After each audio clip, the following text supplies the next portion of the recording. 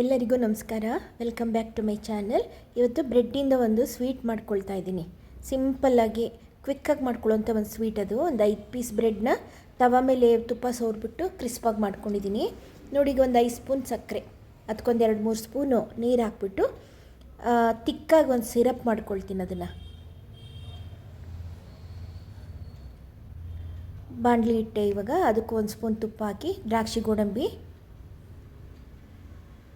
ಕರ್ಕೊಳ್ತಾ ಇದ್ದೀನಿ. ತುಂಬ ಫಾಸ್ಟಾಗಿ ವಿತಿನ್ 2-3 ಮಿನಿಟ್ಸಲ್ಲೇ ಮಾಡೋವಂಥ ಒಂದು ಸ್ವೀಟ್ ಇದು. ಈಗ ಇದಕ್ಕೆ ನಾವು ಕ್ರಿಸ್ಪಾಗಿ ಬೇಯಿಸ್ಕೊಂಡಿದ್ವಲ್ಲ ಬ್ರೆಡ್ಡು, ಅದನ್ನು ಸಣ್ಣದಾಗಿ ಪೀಸ್ ಮಾಡ್ಕೊಂಡಿದ್ದೀನಿ. ಅದನ್ನೇ ಈಗ ಇದಕ್ಕೆ ಹಾಕ್ಕೊಂಡು ಮಿಕ್ಸ್ ಮಾಡ್ಕೊಳ್ಳೋಣ. ಇನ್ನು ನೋಡಿ, ಸಕ್ಕರೆ ಸಿರಪ್ ಇತ್ತಲ್ಲ ಗಟ್ಟಿಗೆ ಮಾಡ್ಕೊಂಡಿದ್ನಲ್ಲ, ಅದಕ್ಕೊಂದು ಸ್ವಲ್ಪ ಕೇಸರಿನೂ ಹಾಕಿದ್ದೀನಿ. ಅದನ್ನು ಇದರೊಳಗಡೆ ಹಾಕ್ಬಿಟ್ಟು ಇವಾಗ ಚೆನ್ನಾಗಿ ಮಿಕ್ಸ್ ಮಾಡಿಕೊಂಡ್ರೆ ಈ ಬ್ರೆಡ್ ಸ್ವೀಟು ರೆಡಿ.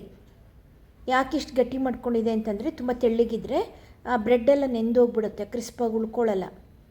ಅದಕ್ಕೋಸ್ಕರ ಇದನ್ನು ತುಂಬ ಗಟ್ಟಿಯಾಗಿ ಮಾಡ್ಕೊಂಡಿದ್ದೀನಿ ಸಿರಪ್ನ, ಶುಗರ್ ಸಿರಪ್ನ. ಈಗ ಇದಕ್ಕೆ 1 ಸ್ಪೂನು ಕೊಬ್ಬರಿ ಹಾಕೋಣ.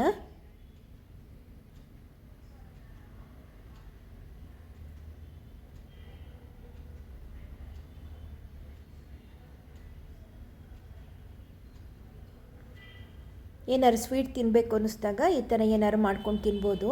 ಈಸಿಯಾಗೂ ಇರುತ್ತೆ, ತಿನ್ನೋಕ್ಕೂ ಕೂಡ ತುಂಬಾ ಚೆನ್ನಾಗಿರುತ್ತೆ. ನೋಡಿ, ಕೊಬ್ಬರಿ ಹಾಕ್ಕೊಂಡಿದ್ದೀನಿ. ಈಗ ಅದನ್ನು ಮಿಕ್ಸ್ ಮಾಡಿದ್ರೆ ಈ ಸ್ವೀಟ್ ರೆಡಿ. ಮಕ್ಕಳಿಗೂ ಸಹಿತ ಲಂಚ್ ಬಾಕ್ಸ್ಗೆ ಹಾಕ್ಬೋದು ಇದನ್ನು.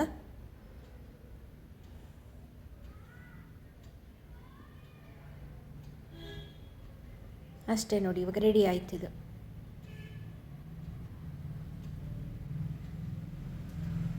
ಕ್ರಿಸ್ಪಾಗೆ ಉಳ್ಕೊಳ್ಳುತ್ತೆ ನೋಡಿ ಬ್ರೆಡ್. ಆ ಥರ ನಾವು ತಿಕ್ಕ ಸಿರಪ್ ಮಾಡಿಕೊಂಡ್ರೆ ಶುಗರ್ದು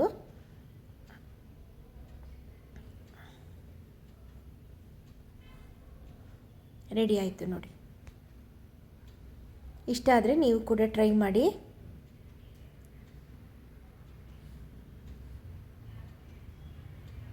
ಓಕೆನಾ? Thank you.